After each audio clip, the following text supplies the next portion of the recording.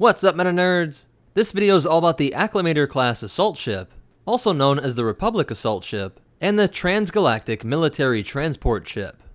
It was manufactured by Rothana Heavy Engineering, the same people who gave us the ATTE and the LAAT gunship.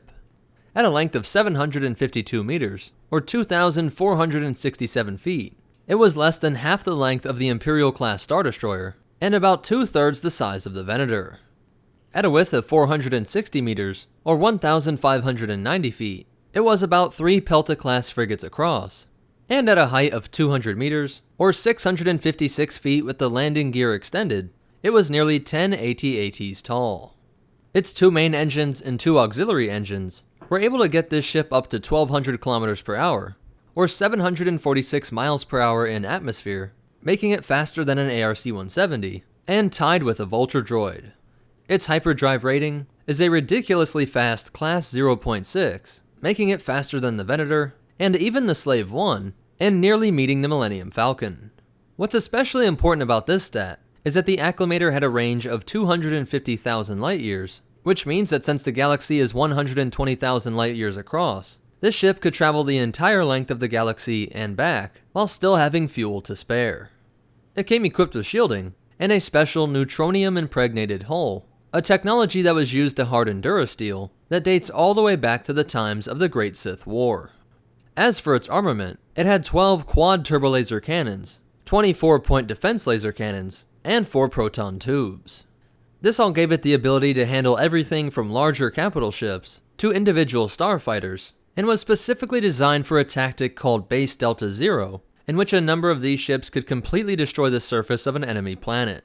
To make sure everything ran optimally, it required a 700-man crew, while also being able to transport 16,000 clone troopers, which is actually 8 times that of the Venator, while only needing 1/10 of the crew. The Venator carries hundreds of more starfighters, but still the Acclamator could transport an insane amount of assault ships and vehicles, including the 320 speeder bikes, 80 LAAT gunships, 48 ATTEs, and 36 SPHAs. This combination of armaments that could destroy almost any kind of enemy ship, with the troops and vehicles that it could deploy, and you can see why this was used to break orbital blockades, and rightfully earned the name the Republic Assault Ship. Unlike some capital ships, the Acclamator could easily land on even the most difficult terrain, unloading an entire legion of clones, while the logistics of this massive ship were all controlled in the command tower of this main bridge. Though some would critique this area for sticking out and being exposed, they tried to at least mediate this by having armored panels that could cover up these large windows, with the crew viewing their surroundings via advanced holoscreen terminals, generated from an impressive array of sensors and communication suites. But let's go ahead and take a look inside of this ship to see where everything was and how it all worked. We'll start at the aft and work our way towards the bow. And the first thing we see is the Hyperdrive Generator, which utilized a complex system of repulsor fields and tensor field generators to keep this ship intact when hitting that insanely fast speed generated by the Class 0.6. And if we look at the real space engines, we can see they have 8 electromagnetic thrust vectoring panels used to direct the flow of the ions generated, which when used with the auxiliary engines, made it so the Acclamator was actually quite maneuverable despite its large size.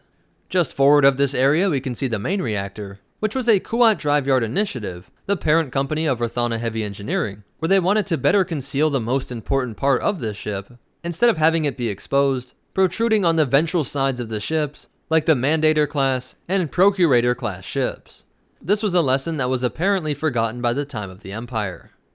The highest section seems to have about 17 floors, not including the main hangar bays, which suspended the LAAT gunships on a rotating rack, while being surrounded by staging areas, and these tunnels which contain the AT-ATs up in the nose of the ship. As for its history, the construction of these began in the year 32 BBY, around the time of the Battle of Naboo, making them available just in time to deliver the new clone army to Jedi Master Yoda. They were brought directly from Kamino to Geonosis, where they would take part in the opening battle of the Clone Wars. As the Venators engaged the majority of the CIS fleet, the Acclamators were shuttling troops and vehicles to the surface, and then returning to orbit, where they helped to mop up some of the evacuating Separatist forces. The Republic was so impressed with the ship's capabilities that they immediately ordered 1,000 more of these ships, and as the war dragged on, some started to take on paint jobs that denoted their command, as evidenced by the Acclamator sporting the open circle fleet markings. This ship was so ubiquitous during the time of the Clone Wars that when the Republic became the Empire, many of these ships stayed in service for the next couple decades. These combined with ships like the Victory-class, which was in part based off of this ship, along with the Acclamator-2s that were just released towards the end of the Clone Wars. While there were some ships like the Navuta B, which cut out 80% of its troop barracks to make room for 156 V-19 Torrent starfighters. But most of these were left unmodified, sent out to Imperial backwaters, and mostly used in places not worth spending credits on an Imperial Star Destroyer.